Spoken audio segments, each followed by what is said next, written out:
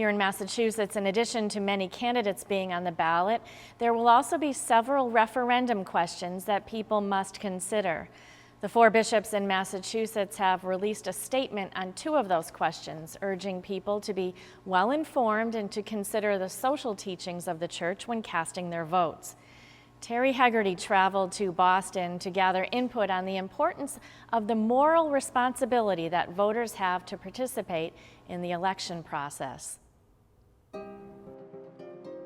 This Tuesday, a midterm election will be held across the country.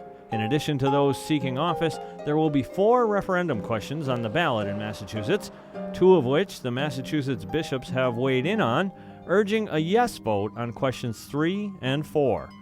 Bishop Rosansky says people shouldn't try to separate their faith from their voting decisions. As we approach our November elections, we bring to the voting booth what we believe as Catholics, what our values are.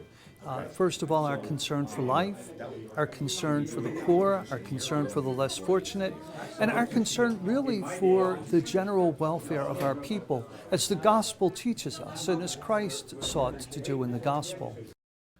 The Massachusetts Catholic Conference, which represents the 4 bishops in Massachusetts, has released 2 statements regarding the referendum questions, explaining why they are asking people to vote yes on questions 3 and 4. The wording of question 3 may be confusing for some. For instance, if one is against expanded gaming, they would vote yes to prohibit the Massachusetts Gaming Commission from issuing any license for a casino or other gaming establishment.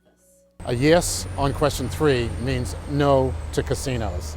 And the bishops felt it was important back in 2011 to voice their concerns when the legislation was filed. The economy was so bad, and this was a promise of a quick fix, creation of thousands of jobs. And a couple of things happened since 2011. The economy in Massachusetts has improved. And what we're seeing across the New England area, the Northeast anyway, is the closing of casinos. Jim says that 5 of the 12 casinos on the boardwalk in New Jersey will be closing before the end of this year. He also notes that this type of gambling hurts families. There's a long track record. The casinos is predatory gambling. And what predatory gambling does, it goes directly to what the Catholic Church thinks is the most important part of the church, and that's the family. And it will, statistics show that it has really destroyed many families. Question 4, if passed, will mandate that employers provide a maximum of 1 week earned sick time for employees. Earned sick time will give to the lowest paid employees across the state amongst us, on average the lowest paid, some sick time without fear of losing their job.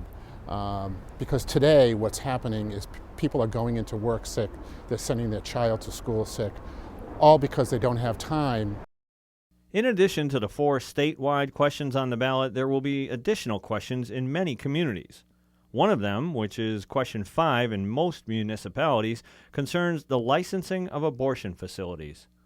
According to the Massachusetts Citizens for Life, there are 16 abortion facilities in Massachusetts that are not licensed. Voting yes on the measure would further a proposal that would require the clinics to be inspected regularly by the Massachusetts Department of Public Health. If an operation is doing everything that it should be doing, then it would continue. So it's not putting a burden on anyone who's already taking proper care of women. The only ones that would be burdened are ones if they've been cutting corners or, that kind of thing. Question 4 is not binding. It instructs the local legislators to vote for a law that will be filed in January. But it's a slow process. Even if the proposal doesn't meet much resistance, it would take about 2 years to become law. So it's not something that would happen tomorrow, but it shows that people are concerned. And I think that's very important. Right now, if there's nothing that's watching over the clinic, the facilities, it sort of says, well, we don't care enough about these women to be sure that these facilities are comparable to other facilities. Bishop Rosansky says that being informed about the candidates and the issues is only part of people's responsibilities as they prepare to exercise their civic duty. As we go into the voting booth, we say a prayer to the Holy Spirit, asking us to guide us in how we vote and to open our hearts to what is best, not only for myself, but rather for the whole community. Here in Boston is where legislators gather to make the state laws. However, residents of the state, aside from lobbying their legislators, can have their voices heard via the referendum questions. That is, if they get out and vote. Reporting from Boston for Reel to Reel, this is Terry Hegarty.